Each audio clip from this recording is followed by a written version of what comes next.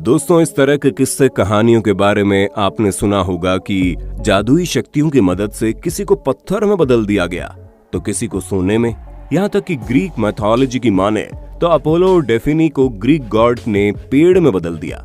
खैर, ये सारी बातें तो किस्से कहानियों तक ही सीमित है, पर अगर हम आपसे बोलें कि असल जिंदगी में इस तरह की चीजें होती हैं, तो आप क्या कहेंगे? हाँ, हमें मालूम है कुछ लोग हमें सरफिरा समझ रहे होंगे। तो दोस्तों, चिंता मत कीजिए, क्योंकि आज की वीडियो को लास्ट तक देखने के बाद आपको पता चल जाएगा कि इस दुनिया में कब क्या हो जाए किसी को नहीं पता। तो फिर बिना एक पल की देरी किए चलिए शुरू करते हैं आज की शानदार वीडियो। अब ये चीज तो जग जाहिर है कि पत्थर बनना बहुत आसान है। अगर कोई चीज कई सालों तक जमीन पर पड़ी रहती है तो वो पत्थर में बदल जाती है। अब जैसे कि आप इस क्रैब को ही देख लीजिए। लेकिन जब बात किसी के पेड़ में बदलने की आती है तो कई सारे सवाल खड़े हो जाते हैं, क्योंकि अब भाई साहब, एंशिएंट ग्रीक वाली मैथोलॉजी तो यहाँ काम करने वाली है नहीं। यहाँ पर हम असली चीजों पर बात कर रहे हैं, और उन्हें जानने के लिए आपको बाहरी दुनिया में अपने रिसर्च करनी पड़ेगी।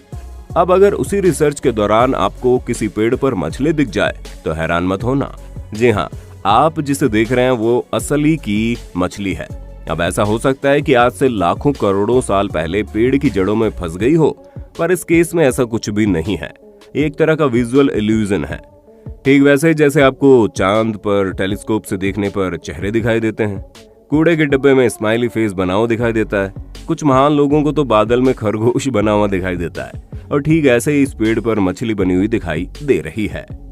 पर दोस्तों, इन विजुअल इल्यूजन का असल मायनों में जानवरों के पेड़ में बदल जाने से कोई भी संबंध नहीं है, और ना ही ये चीज इसे एक्सप्लेन करती है। पर इसका ये मतलब नहीं कि इसकी कोई एक्सप्लेनेशन है ही नहीं। बस इसे ढूंढने के लिए आपको 13वीं शताब्दी में जाना पड़ेगा, क्योंकि एक पर्शियन सोर्स में यूनिकॉर्न वाले रैबिट का जिक्र हुआ है, और फिर धीरे धीरे इस तरह के खरगोश नेचुरल साइंस टेक्स्ट बुक में दिखाई जाने लगे, जिन्हें देखकर एक पल के लिए तो लोगों को लगने लगे कि वाकई में इस तरह के खरगोश पृथ्वी में रहते हैं। हालांकि 18वीं शताब्दी के अंत में इस तरह के सींग वाले खरगोश को पीछे छोड़ दिया गया, लेकिन इसका मतलब ये नहीं है कि ये पूरी तरह से गायब हो गए। असल में दोस्तों, बात ये है कि हर सींग वाले खरगोश के सींग निकले हों, ये बात बिल्कुल भी जरूरी नहीं। अरे कंफ्यूज मत होइए, अब जरा यहाँ नजर डालिए। आप देख सकते हैं कैसे इस खरगोश के सिर पर कितनी सारी ब्रांचेस बनी हुई है, जिन्हें देखकर कोई भी हैरान हो जाए। और अगर इन तस्वीरों पर विश्वास नहीं हो रहा है तो जरा इस जानवर पर नजर डालिए, जिसका चेहरा देखकर कोई भी चक्कर खा जाए। इसके सिर से लेकर मुंह तक अलग अलग ब्रांचेस उगी हुई हैं, और कुछ लोग तो इन्हें पहली बार देखकर इन्हें राक्षस समझने लगते हैं। पर दोस्तों, अगर आप खरगोश को राक्षस समझेंगे तो जिराफ के बारे में आपका क्या ख्याल है? दोस्तों, जब आप किसी जिराफ को नेशनल पार्क में देखते हैं तो आपने ध्यान दिया होगा उनकी गर्दन में पेड़ की जड़ों जैसी कोई चीज नजर आती है, और ये कई सारे जिराफ में देखने को मिलता है, जिसे देखकर ऐसा लगता है मानो जिराफ ना चाहते हुए भी पेड़ में ट्रांसफॉर्म हो रहा है, जो कि काफी क्रेजी है। पर दोस्तों, इससे परेशान मत होइए, क्योंकि खुद जिराफ को भी इनसे परेशानी नहीं होती, बस जब तक वे इनकी गर्दन में खुजली ना करे। असल में ये एनिमल पैप्लियोमा वायरस है, और हम इंसान भी इस वायरस की दूसरी प्रजाति से इन्फेक्ट हो सकते हैं। ये वायरस भी ठीक वैसा ही है जैसा इस समय महामारी फैलाने वाला कोरोना वायरस है, जो छूने से फैलता है।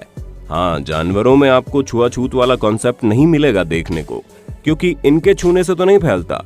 पर हाँ, ऑक्सबैकर नाम की बर्ड जो जानवरों की स्किन को खाती है, उससे वायरस एक जिराफ से दूसरे जिराफ में फैलने लगता है। और ये वायरस केवल जिराफ ही नहीं बल्कि कैटल्स को भी होता है। बस अच्छी बात यह है कि ये जानलेवा नहीं है। दिखने में भले ये बेकार लगे, पर इससे जानवर की जान तो नहीं जाती है ना। हाँ, खुजली बड़ी जबरदस्त होती है, और अब ये जानवर इन्फेक्टेड एरिया में खुजली करते हैं तो उसकी वजह से इन्फेक्शन हो सकता है।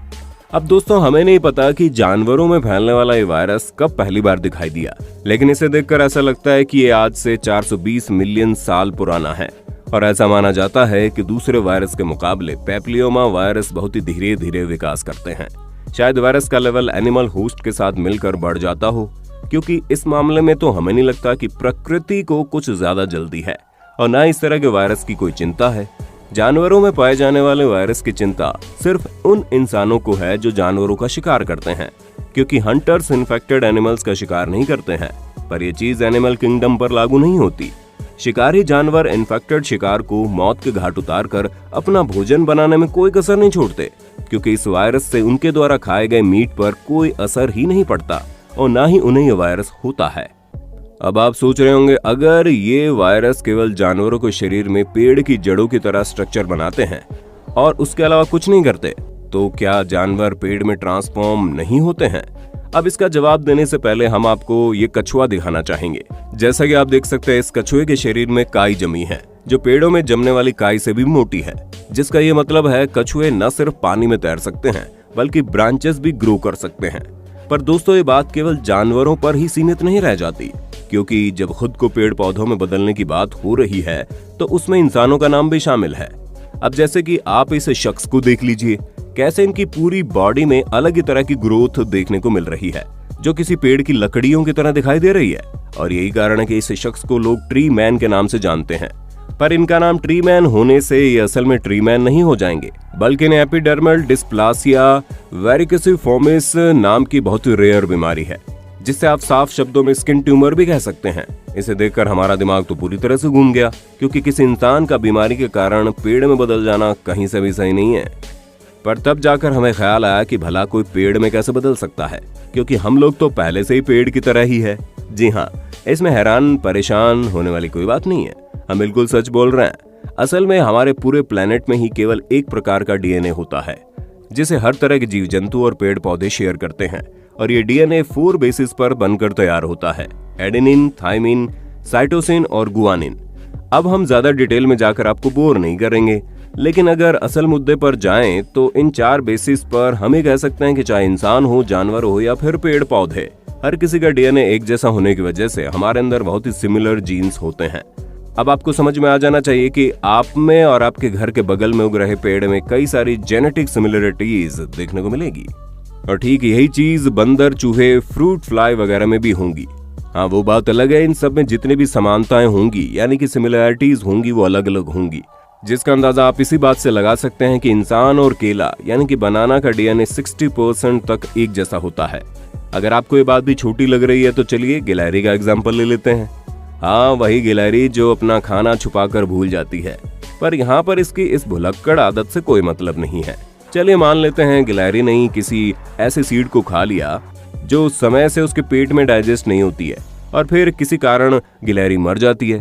तो दोस्तों, गिलहरी के पेट में बिना डाइजेस्ट हुई जो सीड होगी वो मरेगी नहीं, बल्कि मरी हुई गिलहरी के शरीर के जितने भी न्यूट्रिएंट्स रहेंगे उसे अपने अंदर लेकर ग्रो करना शुरू कर देगी, जिस वजह से धीरे धीरे करके गिलहरी के शरीर का पेड़ बनना शुरू हो जाएगा। ऐसे में आप समझ सकते हैं कि गिलहरी मरने के बाद पेड़ के रूप में वापस से जन्म लेगी, जो कि हमें तो वाकई में बड़ा इंटरेस्टिंग लग रहा है। अब आपको इस पूरी वीडियो में दी गई इन्फॉर्मेशन में सबसे इंटरेस्टिंग क्या लगा, वो हम कमेंट में जरूर जानना चाहेंगे। और इसी तरह की शानदार वीडियोस को लगातार देखते रहने के लिए अपने होस्ट और दोस्त सैम के चैनल को लाइक, शेयर और सब्सक्राइब तो कर देना।